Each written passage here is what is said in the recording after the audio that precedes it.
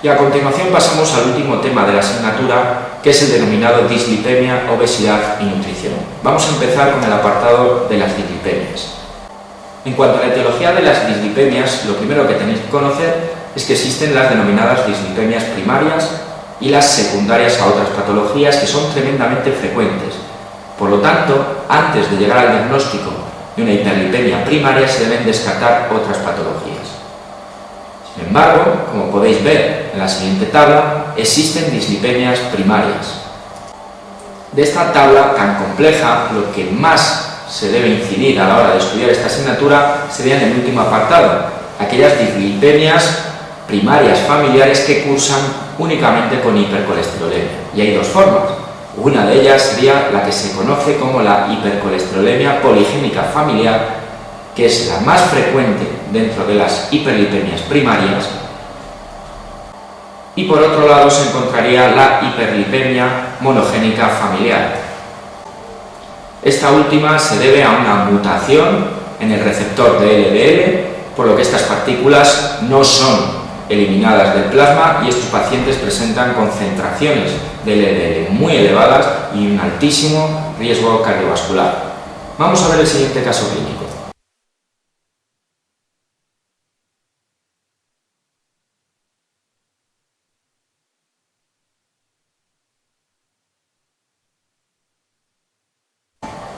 Una niña de 8 años, sin antecedentes personales de interés, pero de la que se desconocen los antecedentes familiares, así como los datos del embarazo y el parto por ser adoptada, presenta en unos análisis realizados para estudio de unas lesiones palpebrales amarillentas, indoloras y no pruriginosas, esos son los denominados antelasmas, colesterol total de 687 mg decilitro y triglicéridos normales de 134 mg decilitro, sin otras alteraciones. ¿Cuál será el diagnóstico más probable?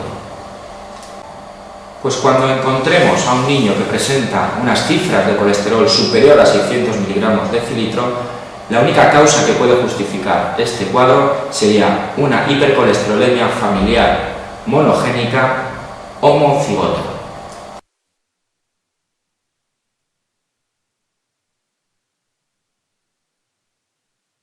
Un apartado absolutamente fundamental a la hora de estudiar las dislipemias es el tratamiento farmacológico existente a día de hoy.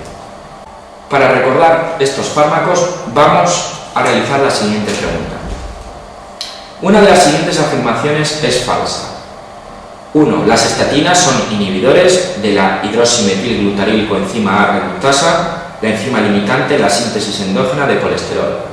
2. Las estatinas son los fármacos más potentes entre los actualmente disponibles para reducir las cifras de colesterol plasmático. 3. Colestiramina y colestipol inhiben la recirculación enterohepática de ácidos biliares. 4. Los fibratos actúan inhibiendo la absorción de colesterol y triglicéridos de la dieta. Y 5. Los fibratos son más eficaces para reducir los triglicéridos que para reducir el colesterol. Como veremos a continuación, la respuesta falsa es la 4. Los fibratos no actúan inhibiendo la absorción de colesterol.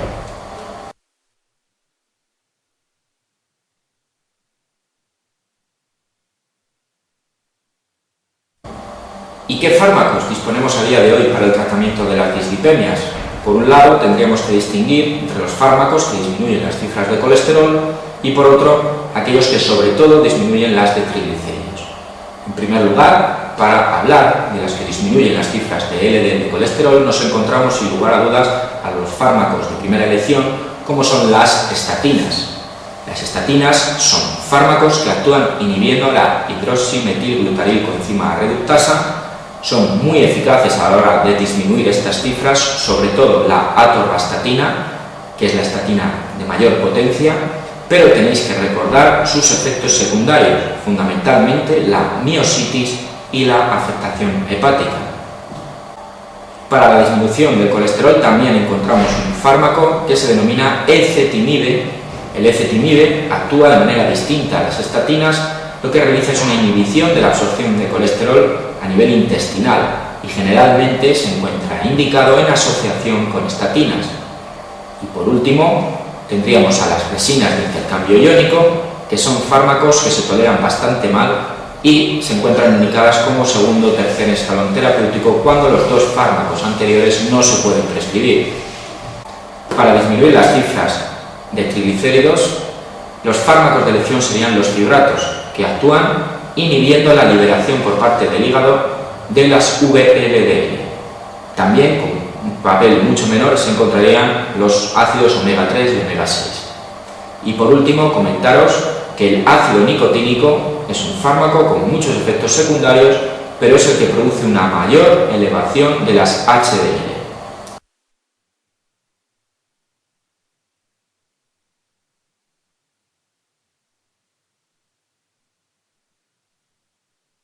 Otro aspecto fundamental de este tema sería el conseguir obtener objetivos de control para los pacientes que presentan dislipemia. Y para poder comprender cuáles son los objetivos de control, necesitáis conocer a la perfección cuáles son los factores de riesgo cardiovasculares, que se detallan en la siguiente tabla. Por un lado, se encontraría la edad y el sexo, es decir, varones por encima de 45 años o mujeres posmenopáusicas. Por otro lado, la existencia de antecedentes familiares de cardiopatía isquémica en edades precoces, por debajo de los 55 años en varones, por debajo de los 65 años en mujeres. Por otro lado, también serían factores de riesgo cardiovascular el presentar concentraciones elevadas de LDL o presentar concentraciones disminuidas de HDL. Por supuesto, la diabetes mellitus, la hipertensión y por último el tabaquismo. Pues una vez conocidos los factores de riesgo cardiovascular, debéis de tener absolutamente claros cuáles son los objetivos de control. Observad esta tabla. Aunque en esta tabla se detallen dos clasificaciones, siempre debéis seguir los criterios del ATP3. Y según los criterios del ATP3, fijaos, cuando un paciente presenta cardiopatía isquémica o una patología similar equivalente, y entre ellas la más importante es la diabetes mellitus, el objetivo de control sería presentar unas cifras de LDL por debajo de 100. Cuando el paciente presenta dos o más factores de riesgo cardiovascular, el objetivo de LDL sería alcanzar unas cifras inferiores a 130, mientras que cuando el paciente tenga 0 o un factor de riesgo cardiovascular, el objetivo de control sería unas LDL por debajo de 100. En cuanto a las cifras de HDL colesterol, el objetivo sería superar los 40 mg decilitro, mientras que el objetivo en cuanto a triglicéridos sería alcanzar una cifra inferior a 200 mg decilitro o, cuidado, pacientes con diabetes, triglicéridos por debajo de 150.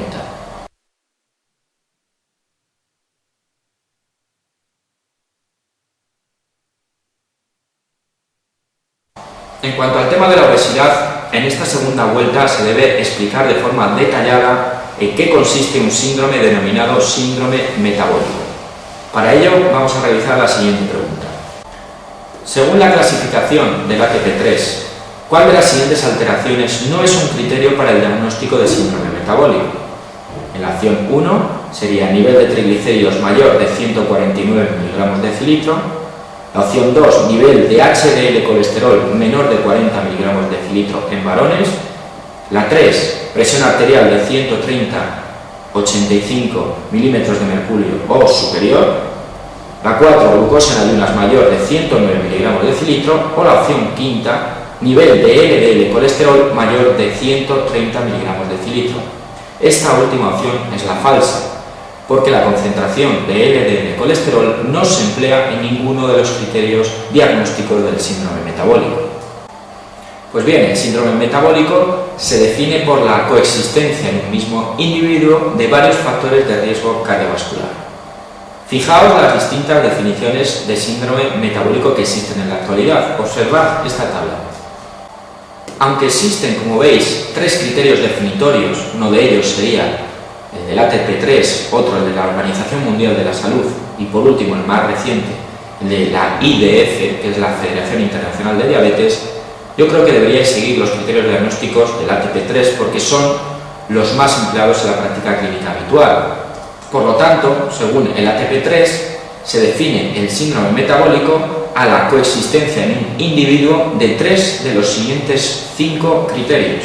presión arterial por encima de 130-85 milímetros de mercurio, triglicéridos por encima de 150 miligramos decilitro, presión arterial por encima de 130-85 milímetros de mercurio, triglicéridos por encima de 150 miligramos decilitro, HDL en el varón por debajo de 40 y en la mujer por debajo de 50, glucemia en ayunas superior o igual a 110 miligramos decilitro y perímetro abdominal superior a 102 en el varón o superior a 88 en la mujer.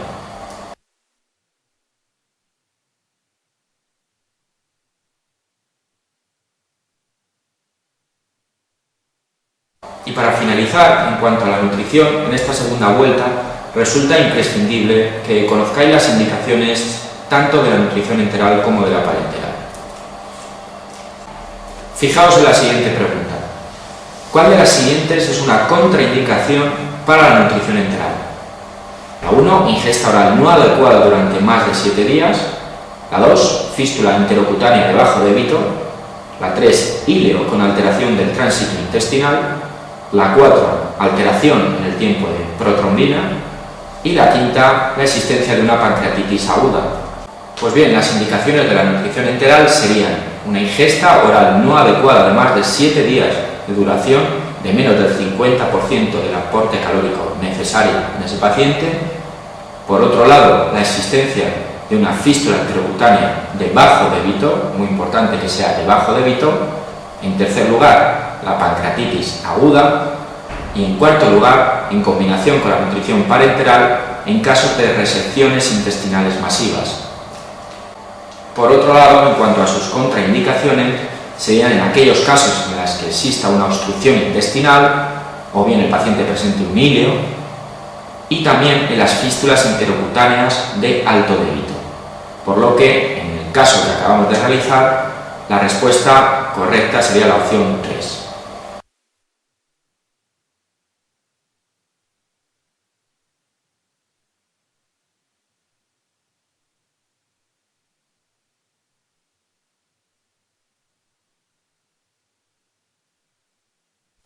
Para conocer las complicaciones de la nutrición enteral, vamos a realizar la siguiente pregunta. En un varón de 63 años, con disfagia neurogénica tras un ictus, en el que se ha colocado una sonda nasogástrica para nutrición enteral, señale qué complicación no espera encontrar.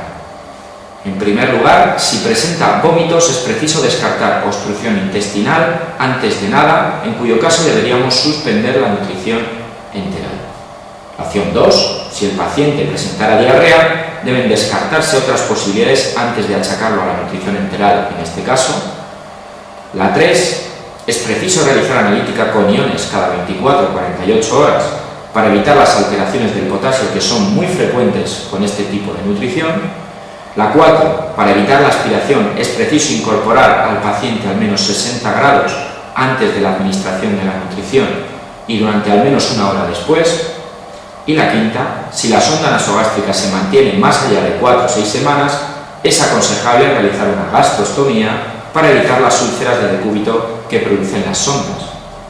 Pues bien, comentaros de esta pregunta que efectivamente todas las opciones son correctas y son complicaciones que se deben prevenir y evitar. Sin lugar a dudas, la más frecuente es la opción 2, la aparición de diarrea, salvo la que figura en la respuesta 3, es decir, las alteraciones iónicas en el potasio no aparecen con la nutrición enteral, por lo tanto es la opción falsa.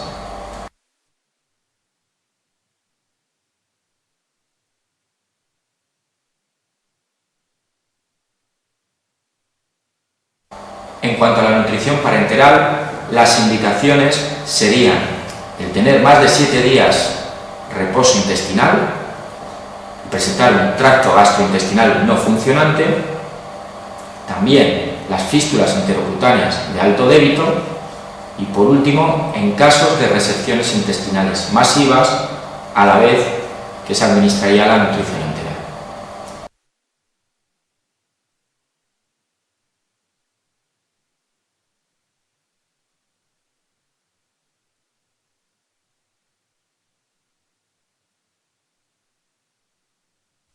En cuanto a las complicaciones de la nutrición parenteral, vamos a analizar la siguiente pregunta.